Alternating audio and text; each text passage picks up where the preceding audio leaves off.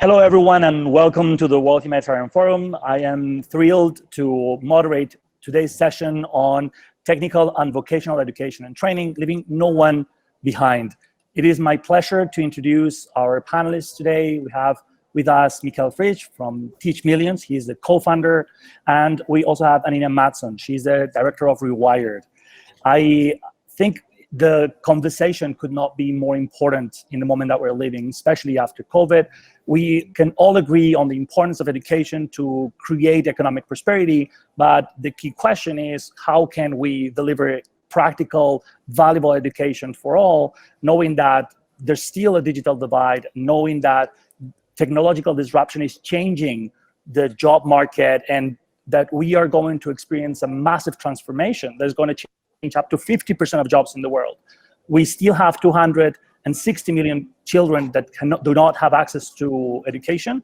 We have 200 million people that are still unemployed, 800 million people that are adults that are illiterate, and at the same time, we have more resources and more capacities than ever. So today's conversation is going to be very practical, trying to look for very specific solutions that can help us get to a better situation to actually deliver that education that is needed, but focusing on something that can be very practical for everyone, not only for the economic situation as a whole, but also for the individuals that are the beneficiaries of education. So I'm going to start just by doing a brief introduction of Mikael and Anina. I will speak a little bit about myself as well.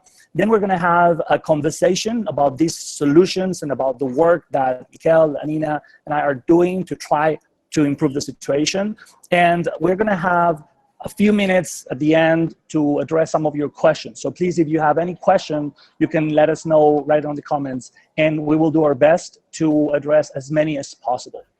So I'm going to start directly with Mikael. He is, as I was saying, co-founder of Teach Millions, which is a wonderful initiative that is, I think, pretty young, but it's not only very ambitious, but also clearly because of the 20 years of experience that he has in innovation and education, the team and the partners, is obvious that they are going to be able to deliver a lot of value. I can see that you have already some projects on the ground.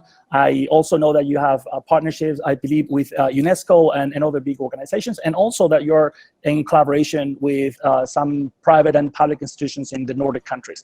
So please, can you let us know what are the goals, the ambitions, but also what are the strategies that you aim to use in order to help with education? Yeah, thank you very much for having me. I'm the co-founder of Teach Millions, and we're based in the Nordics. Everybody's invited, but basically this was a grassroots initiative that started during the pandemic, or just as it broke out in the Nordics. So back in March, everything closed down in the Nordics, and we managed to get 125 Edtechs to give their solutions for free to the world. We did that in 5 days, basically telling us that we're fairly privileged and we have a strong sense of community. And we made a reach out to more than 40 countries that actually used the products or solutions, as we call them, that we provided for free. And that has brought us to another level now, where we're I'd say a learning bazaar, where if you're a decision maker, if you have a problem, you can actually enter our platform, search for, describe your problem, and your solution will come up, whether it be a single solution or complex solution within Edtech. And you can get the services for free, not forever, but for quite a long time. We can make deals with the companies on that. And then apart from that, we provide complex solutions as well. So quite often, one Edtech solution is not going to solve everything. So we can do the analysis together with whoever you are to find out what you need to pool different Edtechs together. And then I think it's important to say, we want to make sure that education is affordable and equitable and available for all. And the end goal is to make education good enough. If it's good enough for our own kids, it's going to be good enough for everybody.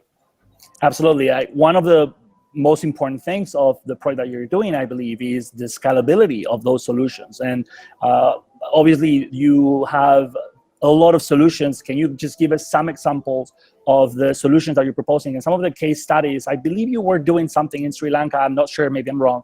Can you let us know some of the practical solutions and give us some examples to allow us to better understand how that can scale the impact of your solutions?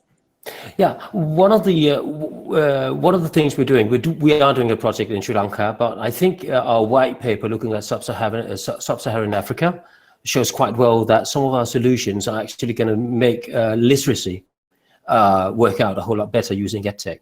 It's a grassroots project in Ghana with the Ling project, and we have solutions on the ground that actually shows that when you use these solutions, not only are you going to improve literacy skills immensely in an area where it's very badly needed, but at the same time, we can actually collect data and get proof of concept of what we're doing.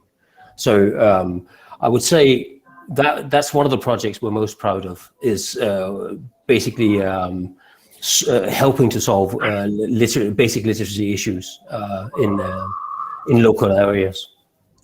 Thank you so much, Mikhail. Thank you. And I believe that Anina has a lot to say about the actual implementation of solutions, also about literacy.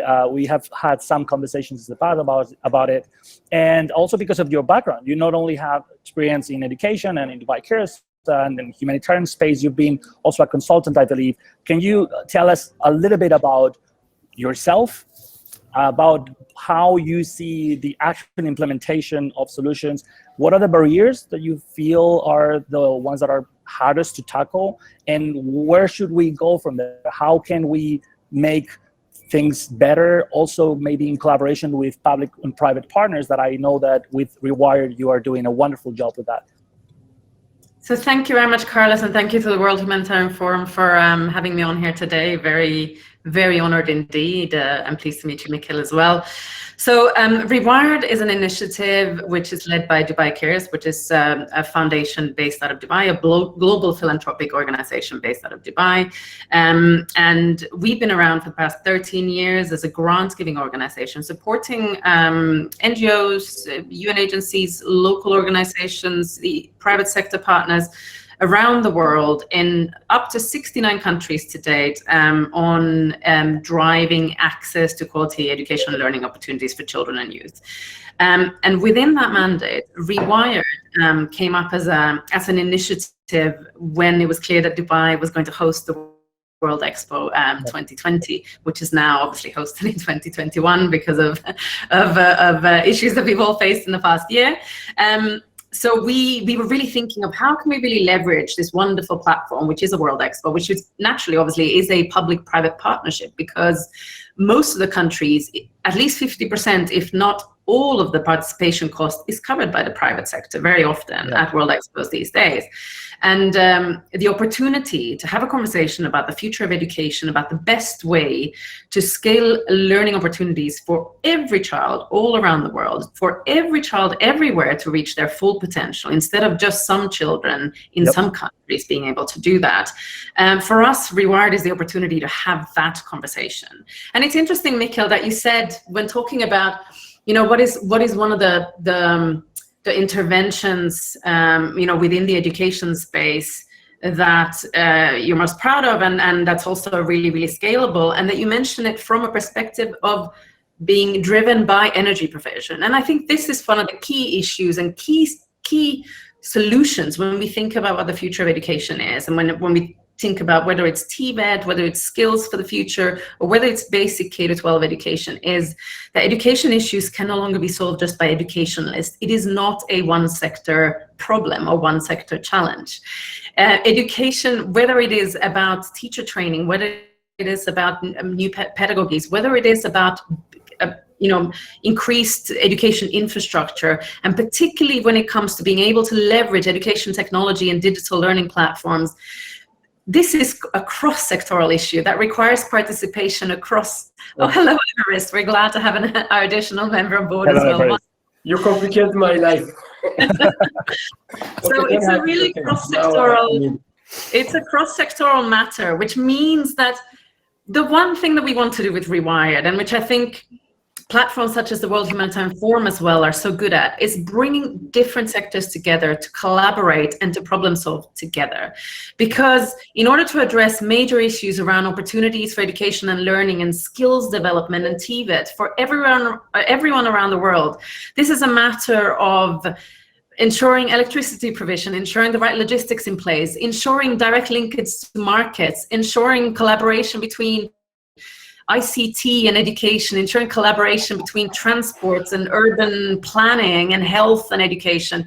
And this is at the moment the way that we need to think. We need to think much more collaboratively. Absolutely. How do we collaborate with who and for what purpose? But most importantly, we need to all acknowledge that within our own silos, we are not able to neither reach the Sustainable Development Goals and certainly not go beyond that. So that would be sort of my important message to kickstart this conversation today. Thank you very much, Anina. I could not agree more. I believe coordination is key, right? Because we have all these resources and everybody's fighting the battle alone. And in the moment when you start putting things together, seeing what are all our resources and what are the things that we can do together to actually better use those resources, right? I believe many times we are just talking about the need of more investment, but the problem is sometimes that investment is not necessarily well allocated. And of course, we want more investment in science and in education, but let us use the best in the best way possible what we already have, and then see if we can convince more advocate for more investment.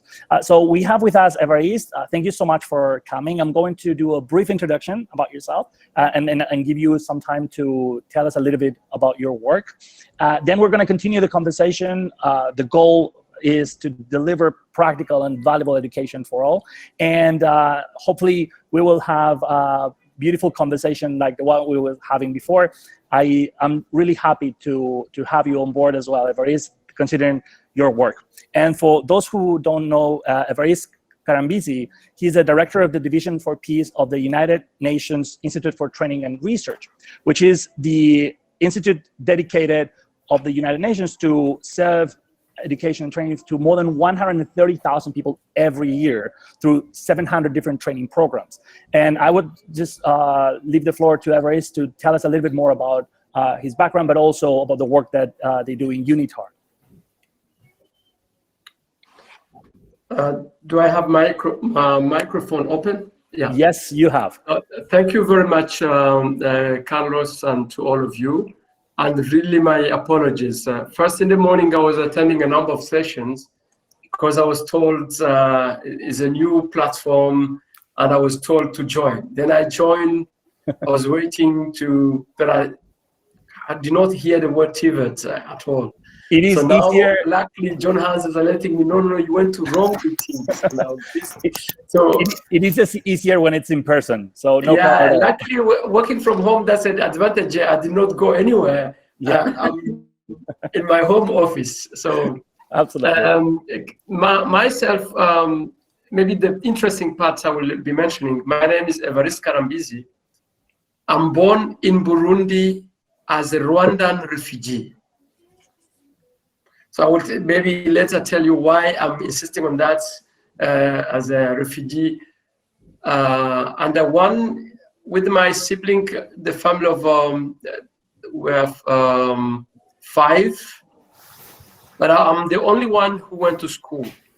I mean, school and the university and post-university, good opportunity to go for further studies, postgraduate studies in Germany. Yep. After my university in Burundi. So why I'm saying that is I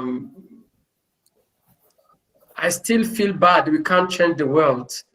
I'm still struggling because I'm surrounded by people who couldn't emerge, who couldn't reach where I've reached. So today I'm rich, but I can't be rich as long as I have thousands of people around me who are poor. Yep. Basic things, food, medicine. Every single day now with the WhatsApp, I get messages, so-and-so is in the hospital, can't pay the bill. So my money at the end of the month is a story that some of you will not understand. Yep. But I'm paying the price of going to being the only one who went to school, the only one who managed to, and now working for the United Nations.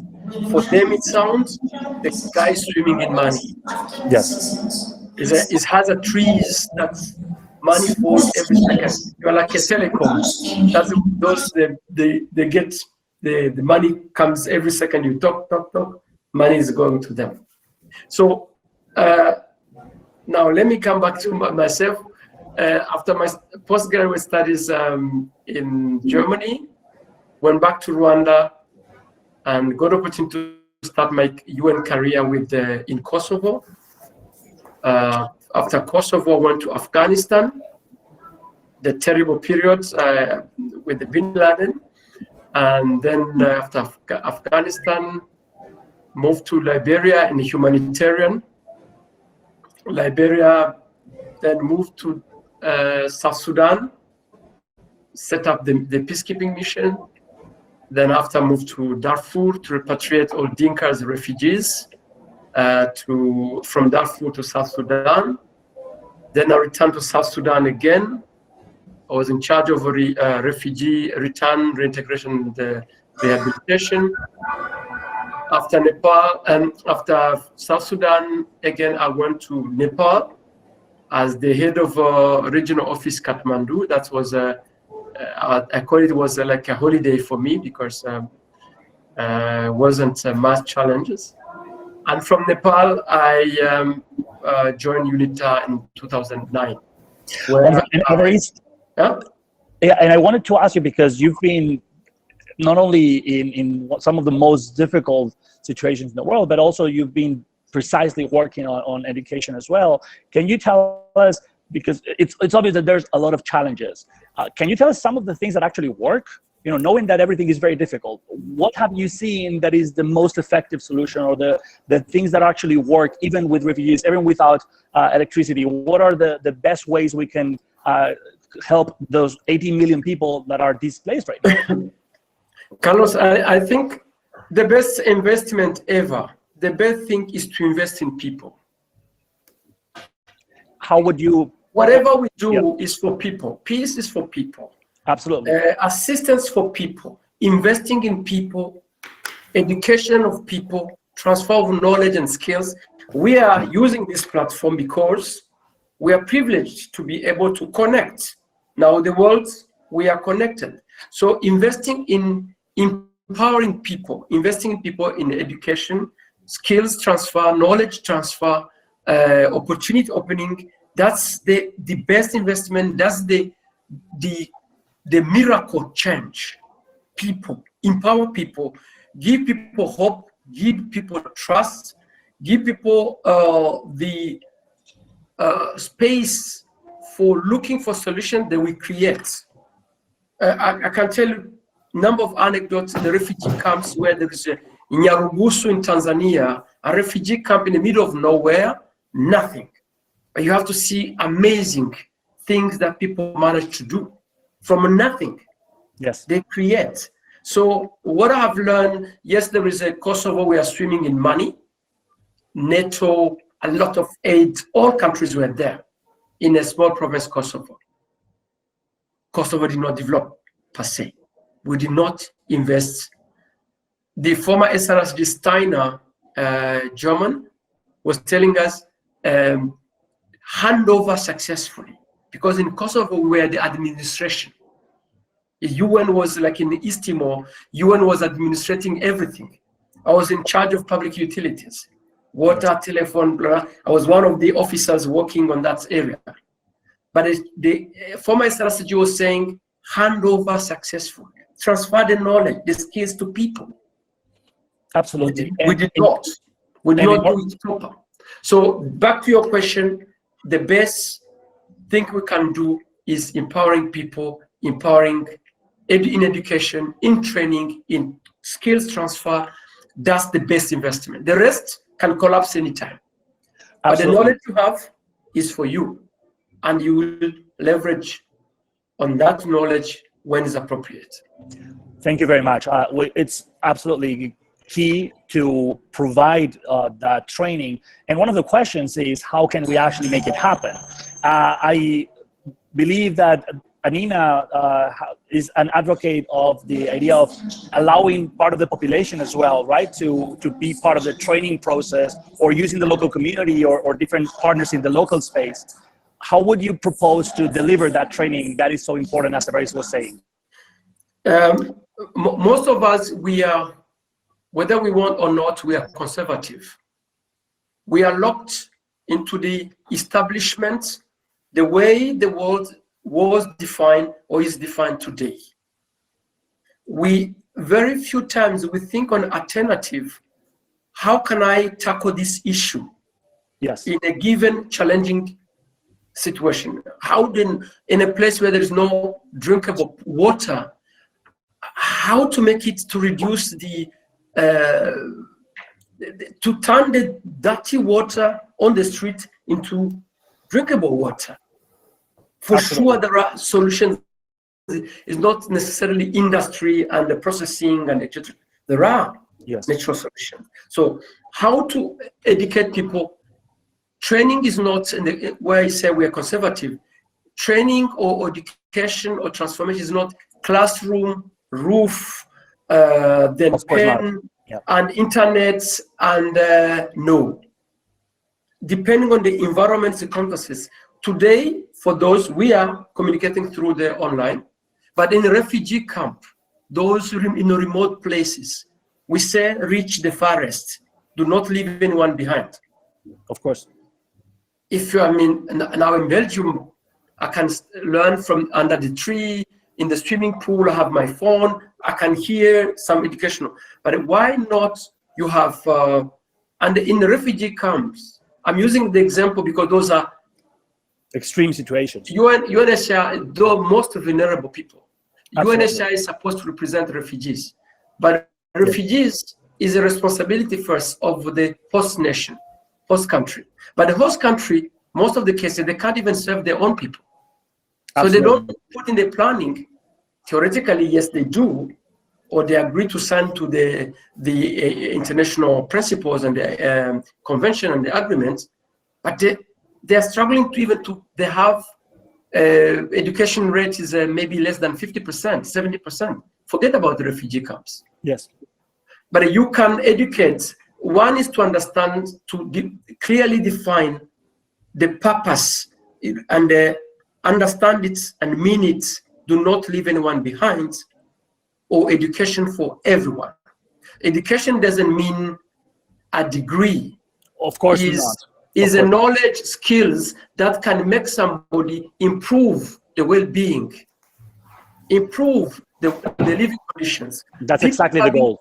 Are having less food around them. They don't know how to transform the food. And the children are suffering of malnutrition. Yes. Or the malnutrition diseases. Why? Because of knowledge. They don't know the basic knowledge, and you can train them. You don't need to publish. You don't need the PowerPoint or you do a slides or the flip chart. Yep. But you can cook with them on charcoal, on firewood, and say, look, this food, you see it, you change it this way. Absolutely. No, you may select women who will teach others, and it's transfer of skills. You can change life from nothing. So is not a degree at UNITA. We use modern tools, online, blended, face-to-face. And of recently, many universities do not agree that, I think until now, many universities, they say, no, you can't 100% teach online. But now we're discussing with Steering University. They say, no, now we are convinced there is no way we can return to old way of delivering. So is a commitment, is understanding, defining the purpose, what you want to achieve. Absolutely, Everest. I think we all agree, and I think precisely in order to deliver that kind of education, because if we think that education is about grades and tests, I think we got it all wrong. And the question is, how can we empower people to have a better life, and how can we help them to help others, especially in situations as you were talking. So Anina, some of the solutions that we can use, empowering different local entities or the communities. I think you have ideas around that, and maybe others about how can we deliver practically whatever was talking about.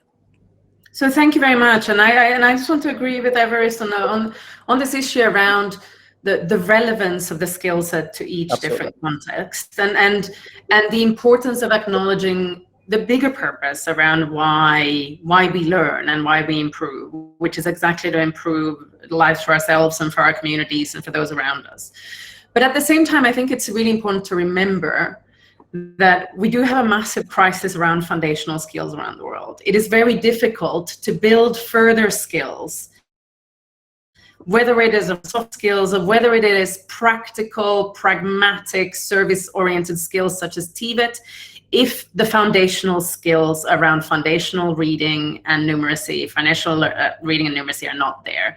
So that is also just a really important emphasis, and reflecting on Everest's, the sort of points around the direness of some of the contexts, whether it is in Sub-Saharan Africa or in Central America or in Asia, where we have a huge degree of learning poverty already before COVID. So it is important to think about how do we focus, and first of all, we do acknowledge that the basic set of skills around reading, literacy and numeracy are incredibly important to obtain to a certain level before we can think of what we build on top of that.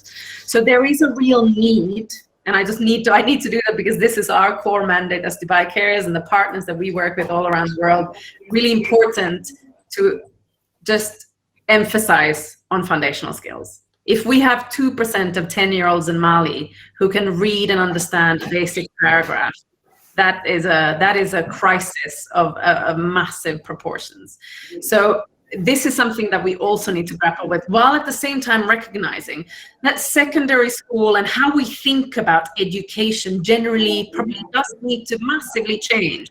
The fact that 90% of secondary school leavers in Sub-Saharan Africa go into the informal market means that they need to have skills that allow them to flourish in that informal market.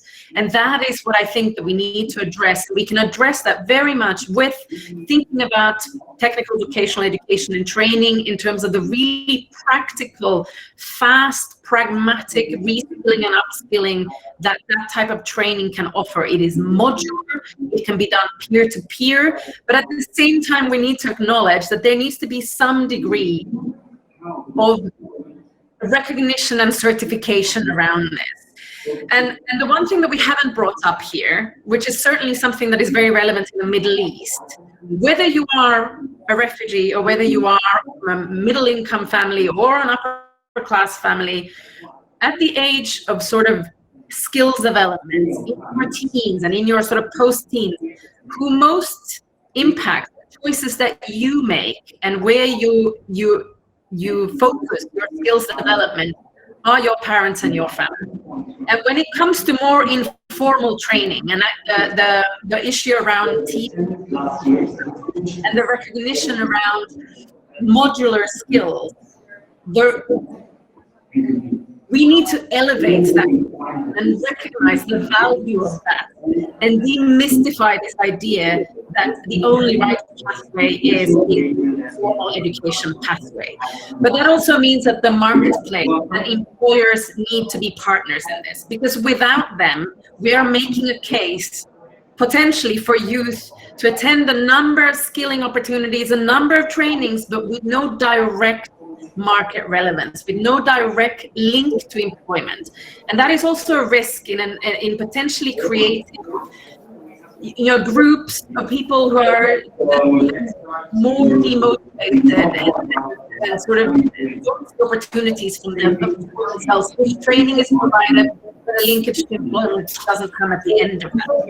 So this is sort of my plea, is that when we plan and think about how we train huge volume of groups of people around the world, we reskill and upskill specifically through digital learning, that we're just very conscious of making that relevant link and making that market-oriented pitch in the countries in question. So it is not enough just to have the supply side taken care of. It needs to be very clearly linked to the demand side, which again brings me back to the issue around collaboration and partnerships, specifically with the private sector. chapter. And it is so important that there's a clear pipeline around the need, around the market opportunity, and then around the actual demand side of employment in the other end. Because we also need to acknowledge, like Mikkel said in the beginning, we want everyone to have the same opportunities that our children have. We want everyone to have the same opportunities that we have. But that also means that we can't say that it's enough that they get some sort of basic online training and skills, or that they get trained by non-certified or non-expert trainers, because we wouldn't accept that for our children. So we do need to really acknowledge what the reality is and what it is that we promote. It's important that we think the full supply chain to the end. And I think that's where the work that Mikkel is doing and linking the like acknowledged, very well proven and evidence-based edtech technologies and companies together, because that gives a degree of credibility that is incredibly important. In the end of the day, if we ask children and youth to spend time on our platform, to spend time with our trainings, there needs to be a clear relevance and clear accountability in us offering that. Absolutely. Mikkel, precisely because of this point, there's a couple of very interesting things that are happening. One is that 4 billion people are expected to have access to the internet in the coming years because of some of the projects like Starlink and others. And as Anina was saying, and of course it's the core of your work, the potential of EdTech is absolutely huge. So can you tell us a little bit more about that and expand on whatever your reaction to Everest and Anina's comments are? Definitely. Let's see where Starlink goes. It's promising, but we don't know anything. Of course, but even if it's not exactly that one, but there's so many other initiatives going on globally, trying to digitize to make digital economy and digitize countries. I'd say it actually goes hand in hand with what we've been talking about already, because we don't have to wait. Right now, when you look at the level of digitization in sub-Saharan Africa, we don't even know the mapping. But what I can tell you is 52% of all schools, primary and secondary schools in Africa, in sub-Saharan Africa, have running water. So I'm guessing they don't have connectivity. But in order to get ready for whatever digitization is coming, whatever level of connectivity we need to have, I think it is absolutely paramount that we look at how many teachers are out there that actually has the skills. Yep. They don't have to know tech skills to start with. We've done our own analysis just on sub-Saharan Africa. In 2019, you had 1.3 million uneducated teachers in charge of education. Yep. Those are our numbers anyway. And it's not good enough. And I'm not saying that basically what I'm saying is we shouldn't wait for tech to solve the problem. We should engage as many teacher training programs as possible, as soon as possible. And we should do it in several levels, not just vocational training, but also obviously in primary and secondary. But when we know that there are so few children, as an example in sub-Saharan Africa, that actually have the skill sets that they need, basic literacy skills that they need, I think it's fair to say those 10 years older don't have them either. So maybe we should look at vocational training programs, a bit like Everest said as well, saying it doesn't have to be the full Monty. It doesn't have to be all of it. Absolutely. We could do some early foundational programs where you get an apprenticeship with a company where it is relevant, and at the same time just get 2 or 3 basic skills on literacy and numeracy, for example. That in itself would move the needle tremendously, I believe. And then comes the rest of it. Those countries that has the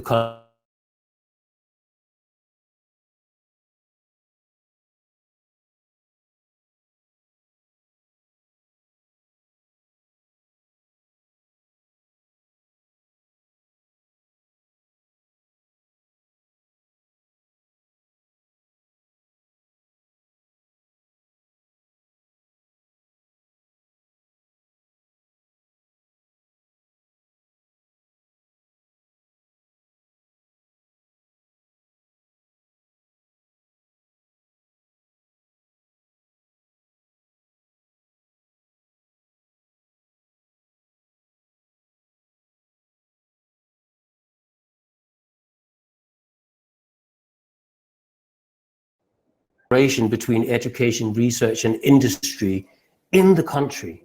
Because this is not we can't solve it in Denmark. We can't even solve our own problems in Denmark. But we have to engage at that level, where it's the educational sector, research, and the industry that together is actually improving the responsiveness, of at least the formal educational programs. So that there's plenty to do, but it really it comes down to the I'd say digital maturity of the countries. Absolutely. Well, precisely because of all these that we've been talking about, one of the things that we're working on the World Innovation Alliance is what we call the New Education Project, where we're building an online university that is open of skills for growth, right? And everything that we are proposing there is what are the most useful skills that can help someone to or get out of poverty or have a better situation, regardless of the background. It can be a girl in India, but it can also be someone that is, for example, a truck driver that lost his job due to automation in the US. The question is, what are the skills that are needed now, the skills that are going to be needed or expected to be needed in the future, but also how can we localize those skills? Because in different countries and for refugees and others, some of the skills that we're talking about are not the ones that we've been teaching, would teach here, for example, in Europe, where I am. Now, the thing is, not only are we going to create some of those skills, but also there are incredible materials out there. And the beauty of asynchronous communication, the potential of all the materials that are already out there, is that we don't have to spend all these resources in reteaching the same things that have been taught already. They are already available. So what we're doing is trying to curate the best possible training materials that we can find. That includes the trainings content of Amazon on how to create an e-commerce in Amazon to sell products, but it can be also programs that the UNITAR has that I believe are remarkable, and I've seen some of them. The thing is, let us try to compile the best training materials, and then the way we're going to do it, and of course I believe the collaboration with Teach Millions, with Rewired, and with UNITAR can be very valuable in different ways. One is online, so if you have access to the internet, that's great. If you don't have it, and in the future you will have it, that's great. Now, the second way is we're going to download that content in local centers, for example, in teacher conventions and in places where you can have large gatherings of people, because in many parts of sub-Saharan Africa and in developing countries, you can see that people have devices, or a lot of people have devices. They don't have access to the internet, sometimes because there's no internet connection, sometimes because they don't have money to pay the data. Now, for those people, if you have the document in your device, then you can use it not only to teach people, but you can also train trainers with that. And now the third way we're proposing for the cases where there's no even device is we're going to try to create the most practical textbook in the world. And the way we're going to do it is basically all that content that we can agree that can be valuable in terms of the job applicability that it has, and the potential of allowing someone to get opportunities of prosperity. For example, like one of our members is working on Power Coders, which is teaching coding skills to refugees and giving them direct access to internships that are paid, right? So, okay, how can we deliver that when there's no internet and when there's no device? We're going to create that digital version of a book, and depending on how much support we can get, we will print as many copies as we can, because that book alone could be the guide for someone to train others. And I wanted to ask all of you, what are the biggest challenges that you see, but also how can we address them by having a clear call to action to different type of stakeholders? So, okay, what is the problem? What is the solution that we consider? But more importantly is, what is the role of governments, both the national government, regional, local? What is the role of schools? How can we engage citizens? Because, and this is the last thing I share right now before leaving it to you, is if you're in the formal education, you need what? 18 years plus 5 years of university in order to get somewhere. But the kind of training and the kind of education we're talking about is the practical education that in 1 month, you are better off. You know more about well-being, as Everest was saying, or nutrition. You know more about how to deal with life. You know more how to deal with violence. So this education can be very practical and very, very short-term, implemented in the short term and have benefits very, very easily. So what is the role of all the different parts of the community? Because if you're teaching math, then you have to be well educated. And as Mikhail was saying, a lot of teachers are not well trained up. But if you're teaching vocational skills and things that are more practical in the economy in the local market, then most people can teach those things, which means that the entire population could become, in one way or another, trainers. So I leave it back to you guys.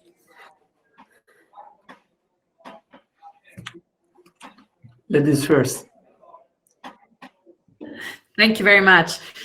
Now, that's a good challenging question to put to us, Carlos. I think my first word and first recommendation is partnerships across. And I think this is a really important thing. It's partnerships throughout the pipeline. So we're talking K-12 with then the kind of skills piece, then with the marketplace. And I think that's sort of often what we see is that your sort of basic education sits very separately from then your actual practical, pragmatic skills that we all need in day-to-day life, whatever the context is. So I think that is kind of the first degree of partnership, and that's where government really importantly comes in. But that's also really important where private sector comes in, right? How can we leverage some of that knowledge and skills development that the private sector has, which it doesn't ultimately. In most countries, there's still a thriving private sector in one way or another that is driving the economy in many ways. So how do we bring those conversations together much more strategically? The second is this issue around community-driven relevance. And I think this is something that we often forget. When we talk about how can we really leverage local knowledge and expertise for knowledge transfer, we very rarely look in the community itself. We very often import either from the big city or import from somewhere else. So we think about, how do we, there's some notion of not prioritizing local skills and knowledge, because ultimately the community within which you live, however big or small it is, that's where most of the knowledge transfer can best happen. So how do you almost use, whether it's your local council, whether it's your community center within your neighborhood, whether it is your district education office, but what is something that is the most relevant and closest to your community and where you live that is relevant to what you know? I mean, when we talk about TVET and skills, for example, we still have the majority of countries are still big agrarian countries. There's very little focus on how do we ensure that youth stay on the land, that they see agriculture and skills within agriculture and agribusiness as an opportunity going forward. What we see mainly is just an exodus from the rural areas into the urban areas, which is also a big problem because, again, much of the training and much of the focus on future skills is centered around big urban populations. A lot of that is around logistics. It's a lot easier. But with the onset of digitalization, with the opportunity that connectivity will bring ultimately when that also spreads, there's such an opportunity to really harness local skills and local relevance of whatever the context is. And I think that's something that we are really keen on working on as Dubai Cares when we look about future skills and how we support skills development in developing countries, but also something that fundamentally is also important if we think about the larger issues around sustainability, for example, is really to harness the local as much as possible, while at the same time building the local and building that through the kind of digital libraries that we have access to through connectivity. So I think that's a really key piece. So partnership between public and private when it comes to K-12 education and then the bigger marketplace, and then partnership in communities, within and across sectors, again, acknowledging the knowledge that sits within everywhere and how we can partner communities with each other. There's the model whereby we import external trainers or have big training facilitating sessions that are internationally and brought down to local communities everywhere is not sustainable. It's not sustainable cost-wise, and it's not sustainable in terms of the continued skilling that is still required and the ability to go back to your resource. So digitalization will be key in that, but local relevance and working with local entities that remain local, I think, is really important. Absolutely. Thank you so much, Anina. Everest? Thank you very much. I think Nina said almost everything. Let me give an example just to support what Nina said. Thank you very much. My story, born in Burundi, but I'm Rwandan, 94. After the genocide against the Tutsi, we went back home. Rwanda, Kigali, the capital city, was the dirtiest place by then I visited until 2000. Dirty plastic bags, the blackbirds were eating plastic bags. It was really dirty everywhere. My kids, born in Belgium, went there once. I was carrying my little boy. We reached a place where we were staying, and I was taking them to my parents. Walking distance. Then my little boy of 3 years, I was carrying him on. Then he put the hat of the noise like this. I was a bit shocked and ashamed. Yeah. So just to say what Nina was saying, today Kigali is ranking clean, green, clean. I think they clean the trees, the streets every day. It's clean, green, fantastic. And what Nina said, empowering the local people.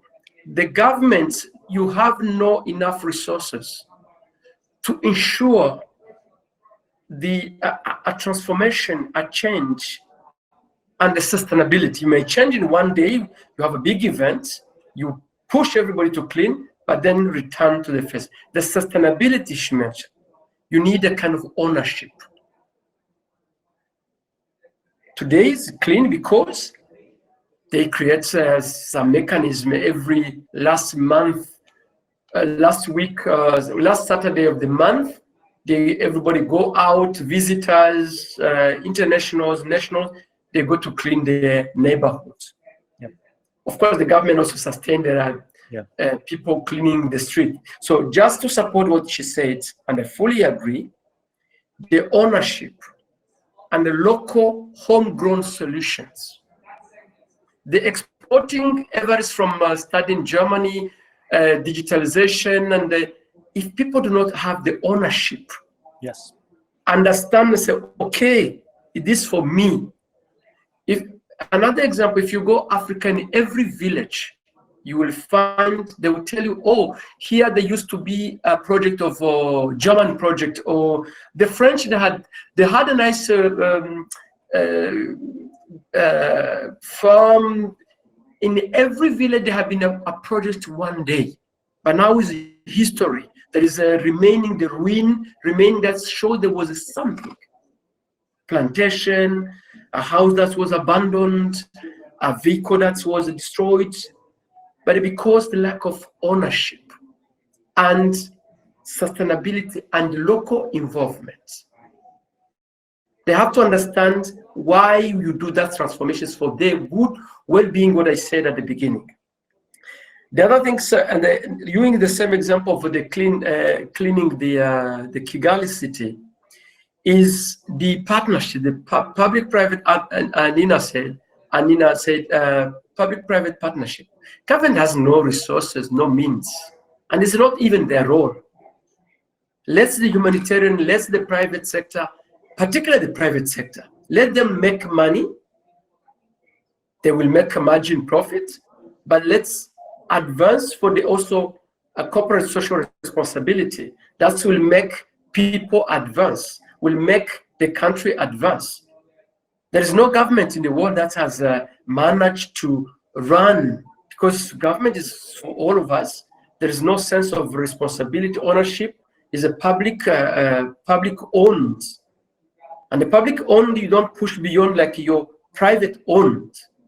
So we need a sense of at all levels ownership, and in order to ensure a transformation, social, economic transformation, and the sustainability. So I don't see what to add. Nina has mentioned the 2 or 3 points. The partnership is more than needed, and then maybe the element, a small element I would say, is to define clearly the objective, the goal, not in the paper, but what do we want as a result of the transformation? Where do we want to be? And that's lack most of the time. We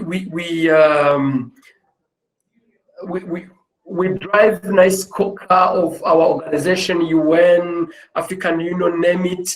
We are more in the bureaucracy, civil servant.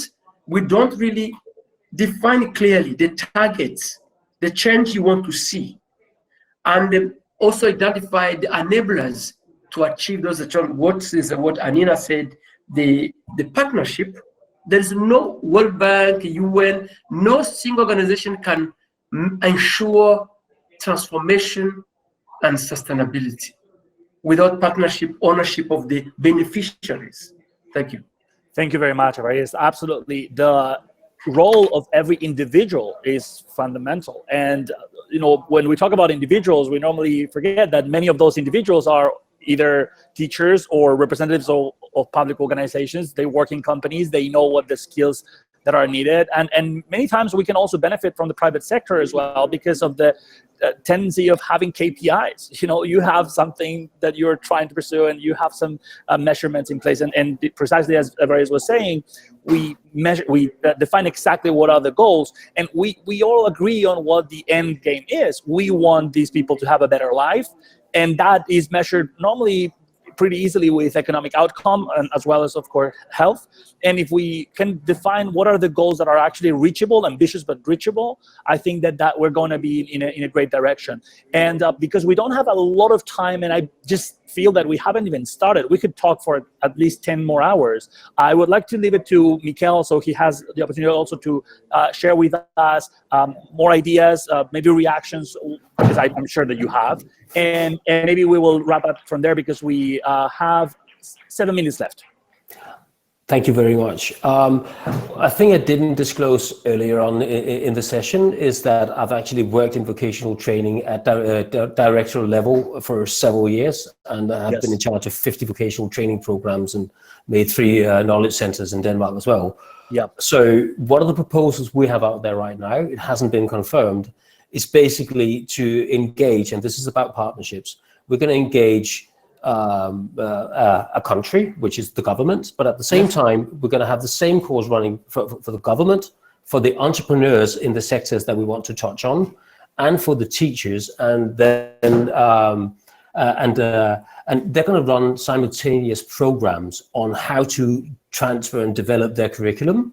So they're going to do it on each of their own levels, but they'll have the same language to do it. So when they speak innovation, they're not building a Babel's Tower, to use a Christian metaphor, but they actually have a structure on how to develop their own. And our tender is basically saying, if we get to do it, it takes 3 people that we know.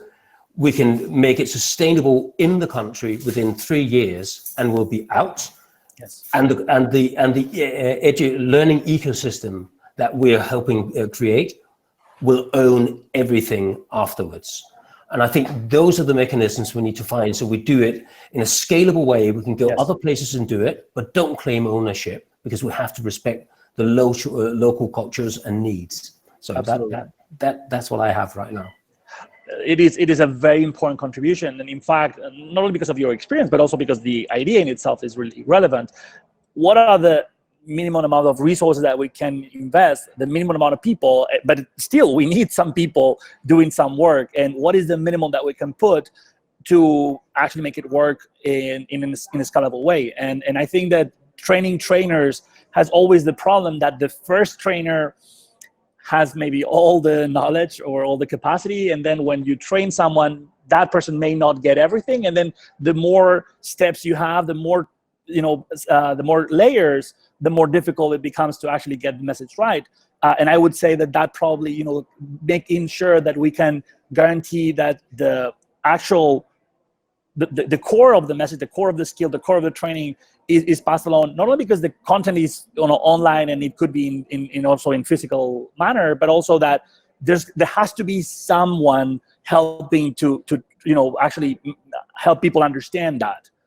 So I really like your contribution also, because you are very analytical, and I love all the work you're doing. I have seen one of your papers, and it's clear that if we put the data that we have together. And there's a lot of wonderful technologies and wonderful AI tools and wonderful mapping systems that can allow us to better define where do we need how many people to do exactly what. I think that is probably going to allow us to do a more coordinated effort to actually leverage all the potential that we have. There's so many humanitarian organizations, foundations, schools, universities, and companies that want to be a part of the solution, and also even citizens as well. If you give them a role, if you give them a reward, if you give them the opportunity and you tell them exactly what they need to do, and hopefully in exchange of what, I believe that we can make happen what we've been discussing today.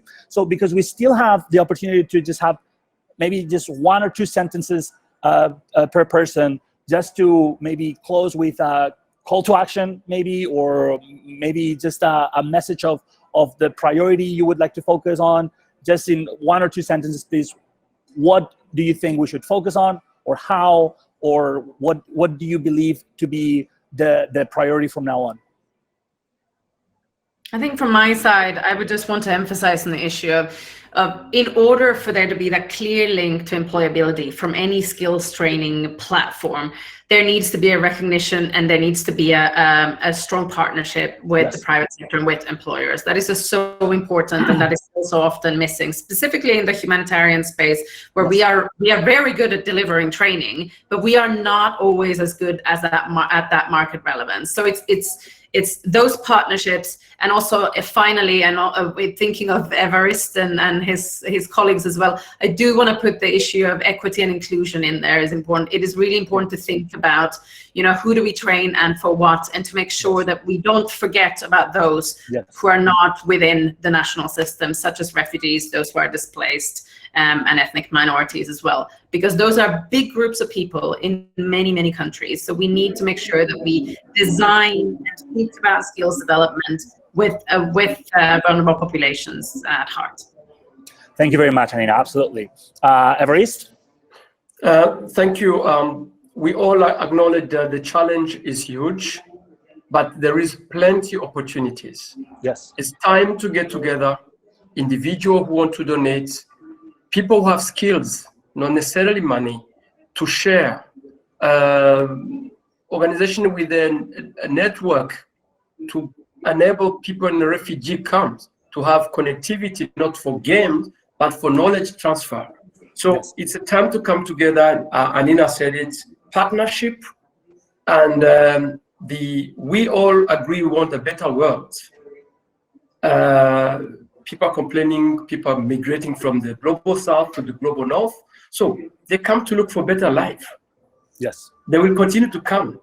And they have a better world, the planet down there. Yes. But they look at it as beauty, but it's beauty. They have nothing in the stomach. So let's come to this time to move to action. Yes. Challenges are there, but we have plenty of opportunity with the technology, with the people, some part with people retired, and we go with the tons of knowledge. Today, you can even have cost-effective knowledge. Absolutely.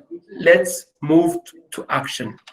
And the partnership, UN, private sector, individuals, everyone, humanitarian, is a time for partnership and the move into action.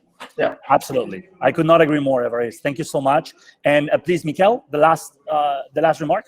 I'll just do it really fast, because we believe in community and we believe in partnerships, and that's all we do. But if I am to point in one direction that we haven't touched on yet, is that money talks.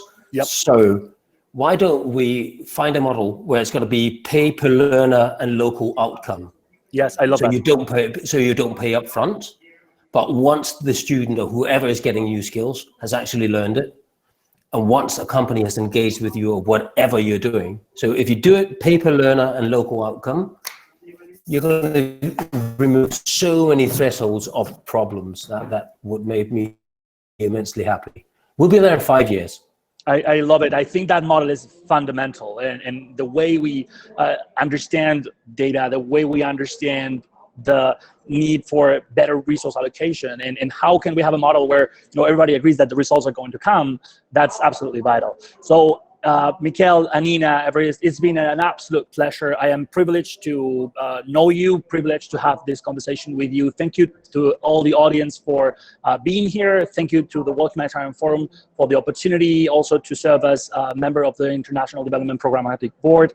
And we'll see you next time, but it's been a wonderful conversation, and I thank you all so much. Carlos, allow me to thank you. You have a bright future. You are fantastic. Thank you so much, Everest. I am so grateful. I want to for know where this you connection. trained. I want to be trained like you.